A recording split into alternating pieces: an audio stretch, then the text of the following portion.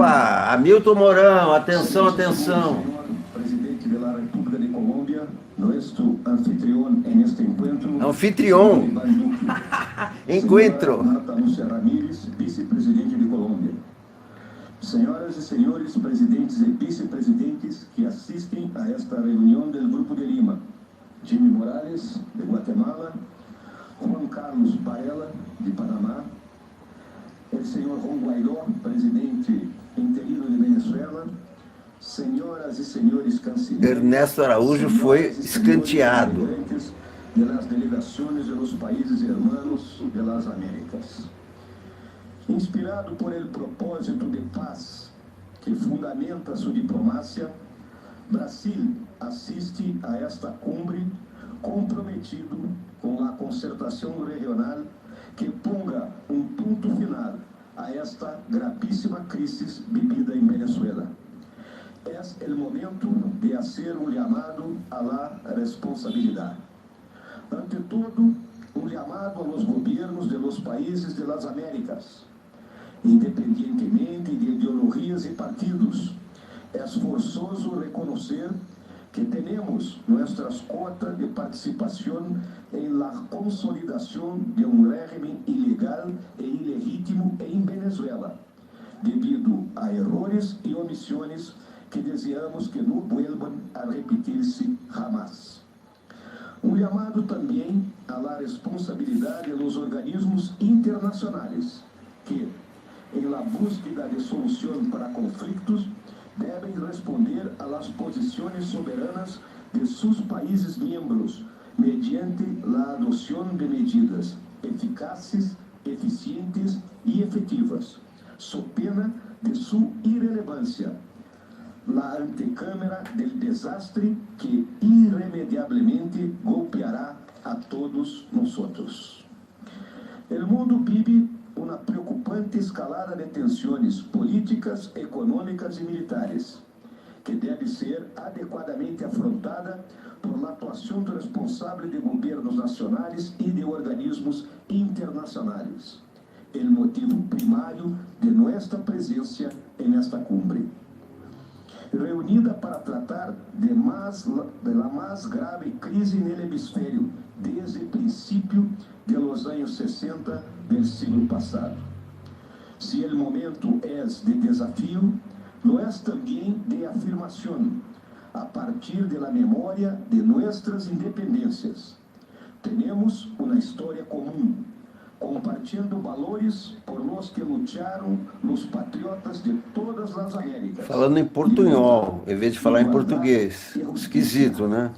Neste momento em que se levantam vozes clamando por la preservação do ordem liberal e democrático erigido no período pós-guerra, é oportuno recordar que este continente, a lo largo do maior conflito da história, finalizado há mais de 70 anos, mostrou ao mundo como grandes ameaças à paz e à liberdade podem ser enfrentadas por meio do compromisso com a solidariedade, a legalidade e a legitimidade, alejando de nosso hemisfério conflitos destrutivos e sangrentos que marcaram o terrível século XX.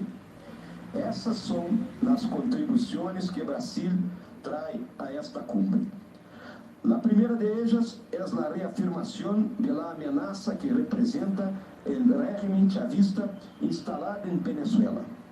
Ameaça à democracia, à defesa e à segurança de los países da região. Desfigurando o legado de Simón Bolívar, a ditadura implantada por Hugo Chávez é a antítese da liberdade, da igualdade e da justiça sonhadas por el libertador em sua luta por la independência. Em Caracas, se ha instalado um régimen de privilégios, discriminação e violência, que não respeita as condições mais elementares de um Estado de direito democrático, ou seja, liberdade de expressão, eleições livres, alternância de partidos... Mentira. Independência de los poderes constituídos... Tem jornais livres. Legítima representação nacional.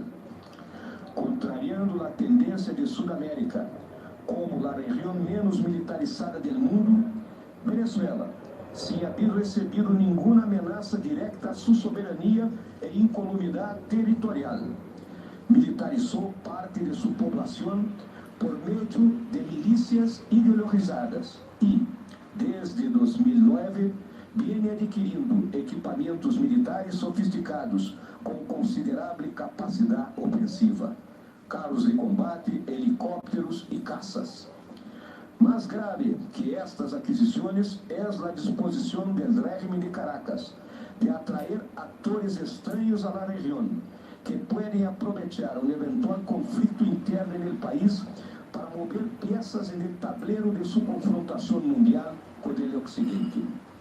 E en el sendero para convertir-se em um Estado renegado, Venezuela tem em sua cúpula dirigentes involucrados com crimes transnacionais, razão por la qual talvez se explique sua resiliência financeira em um quadro prévio à la quiebra del presupuesto nacional e, particularmente, na truculência com que inviste contra a oposição política e a maioria da população que resiste e protesta contra suas arbitrariedades.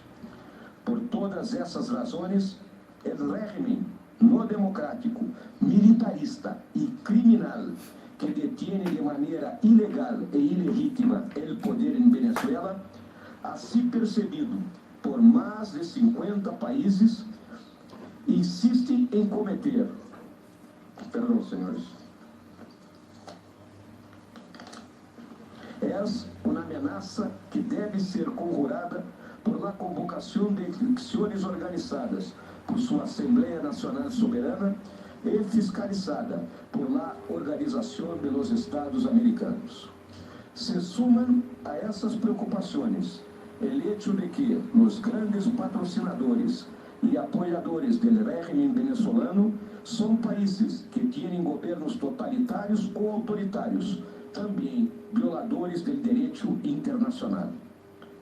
A verdadeira amistad com Venezuela não se traduz na complacência de seus vizinhos com um régimen que não respeita, oprime e expolia seu próprio povo. A amistad continental por Venezuela se deve exprimir por uma vigorosa mobilização de los países hermanos em favor do povo venezolano, el qual não pode hacer-se cargo del peso de las sanciones que deve incidir de forma legal e legítima sobre el régimen e seus dirigentes, remetiendo-los todos a la categoria de párias internacionais, que é o que realmente são, tendo em conta sua insensibilidade ante as reiteradas violações de los direitos humanos que cometeram e insistem em cometer, agora negando a entrada de ajuda humanitária para sua população. Permita-me recordar que somos habitantes de las Américas, mais que um continente. Somos uma parte do mundo, tanto geográfica como historicamente, donde floresceram as esperanças do novo mundo partidário de las mejores tradições culturais do Ocidente, ao qual pertenecemos e em qual desejamos viver em harmonia com outros pueblos e sociedades. Venezuela deve regressar ao convívio democrático das Américas, assegurando liberdade, igualdade e justiça a seu povo, lo que culminará, por cierto, en el regreso de la prosperidad a um país naturalmente rico de recursos e talentos. Sin embargo, a la luz de los acontecimentos acumulados hace mais de uma década, sabemos reconhecer que Venezuela não logrará livrar-se sola de la opressão del régimen chavista. El momento é de solidariedade interamericana, desvestida de ideologia e sectarismo. Uma solidariedade, ante todo, sensível à crise humana e moral que se abate de maneira contundente sobre Venezuela. Uma crise que não será superada por la tergiversação ou oportunismo, sino solamente com boa fé e perseverança. No debemos temer las dificultades de buscar las sanciones contra el régimen chavista en los foros internacionales, desde las Naciones Unidas hasta las agencias de aplicación de tratados internacionales, tribunales, bancos de fomento e inversiones y organismos de cooperación, pasando, obviamente, por nuestra OEA. Venezuela es el buen combate por un mundo mejor, sin dictaduras y totalitarismos, en el cual prevalezca el derecho internacional, con respeto a la autodeterminación de los pueblos y a las soberanías nacionales, en el cual los derechos humanos estén institucionalizados como obligación de los gobiernos ante sus gobernados y establecidos como normas de convivencia en las sociedades.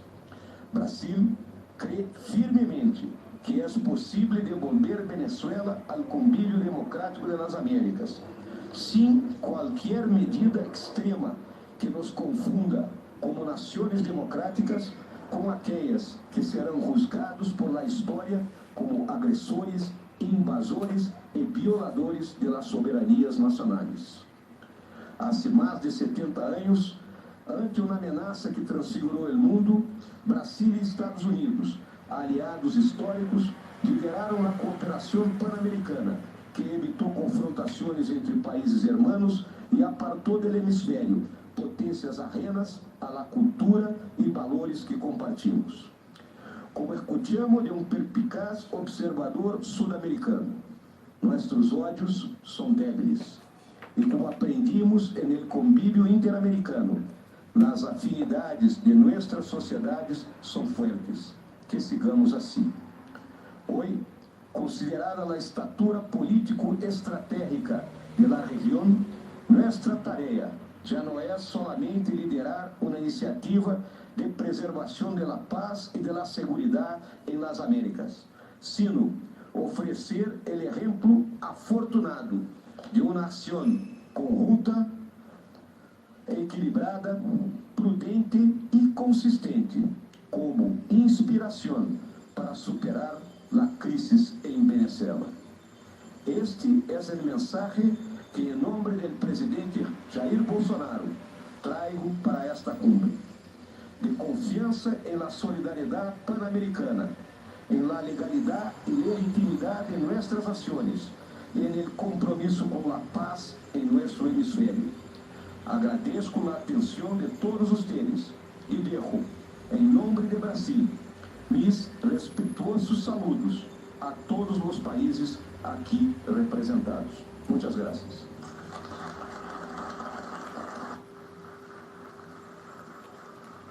Esse foi o discurso do Mourão, com débeis aplausos, débeis aplausos. O Mourão manteve mais ou menos a linha dos outros participantes dessa reunião. Mas a primeira coisa a notar é que o ministro Ernesto Araújo ficou de lado, não está sequer na mesa. É o Mourão que está falando em nome do governo. Ele fez um discurso parecido ao dos outros líderes latino-americanos que estão lá, chamou Maduro de ditador, que tem que voltar à democracia, etc., etc., mas que a posição do Brasil é não violar a soberania nacional. Então, ele ressaltou esse compromisso de não intervenção na Venezuela, concorda com sanções, mas muito de leve, não fez grandes críticas ao Maduro, não, porque o Brasil tem um relacionamento muito amistoso com a Venezuela, tem um comércio também bastante razoável, muito bem e favorável ao Brasil, inclusive. E Mourão, então, primeira coisa, o Bolsonaro poderia ter ido, mas não foi. Outros presidentes estão lá, o presidente da Guatemala, por exemplo, o presidente do Panamá, né? Os Panama Papers, mas Bolsonaro não foi. O Ernesto Araújo não está sequer sentado na mesa principal, está lá de pé, e quem falou em nome do Brasil foi o Mourão. O Mourão reafirmou. E o engraçado é que ele criticou o militarismo do Maduro, criticou o militarismo e que um governo muito militar, etc., né? E falou em portunhol. A grande surpresa do Mourão é que ele não falou em português, falou em portunhol, talvez para ser entendido ali por todos, né? Porque todos ali falam a mesma língua. Mas um portunhol bem mequetrefe, misturando ali estações, né? Uma hora ele errou o discurso, foi um discurso sem nenhuma importância, um discurso que vai passar